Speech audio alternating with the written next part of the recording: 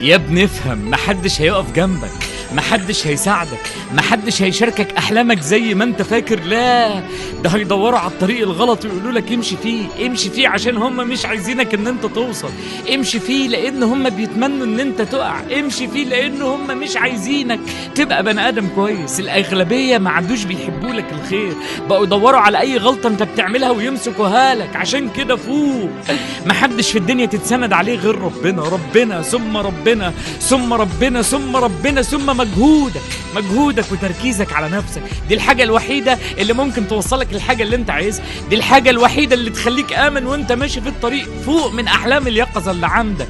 قليل قوي اللي يبقى بيتمنى لك الخير، قليل قوي اللي يبقى عايز ياخد بإيدك ويساعدك من غير مصلحة، قليل قوي اللي يبقى صادق معاك في حبه وفي إخلاصه. عشان كده فوق، انت شاغل نفسك بمين عمل ايه ومين سوى ايه ومين خلى ايه. انت محتاج انك تركز في حياتك، ترمي توكالك على ربنا يبقى واسطتك ودعمك وسندك، وتغمض عينك عن كل ده وتبقى عارف ان مفيش نجاح هتنجحه غير بتوفيق ربنا، غير بكرم ربنا، غير انه يكتب لك ان انت توصل في الوقت اللي ربنا كاتبه لك. عشان كده فوق من احلام اليقظه، فوق من الافكار اللي انت حاططها في عقلك اللي مخلياك ساذج وطيب في وسط الناس، واطلع وجري على اقرب حلم وحققه، ووريهم ان انت اقوى من اقوى واحد كان عايز يفشلك، اقوى من الظروف الصعبه، اقوى من الضغوط، اقوى من الناس اللي بتتمنى لك كل شر، اقوى من اقوى واحد واقف قدامك.